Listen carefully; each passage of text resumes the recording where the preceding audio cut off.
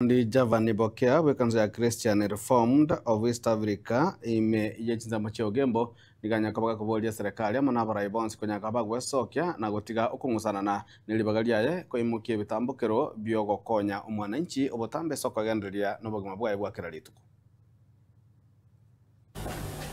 Mimi Askofu Javani Bokea wa Christian Reformed Church of East Africa, ninaomba serikali yetu iweze kufika mwananchi karibu, tufanye maendeleo sisi wote kama Mkenya, tuweze kuungana mkono, tuache mambo ya marumbano, tuache mambo ya vita, tuweze kujenga nchi yetu tukufu ya Kenya.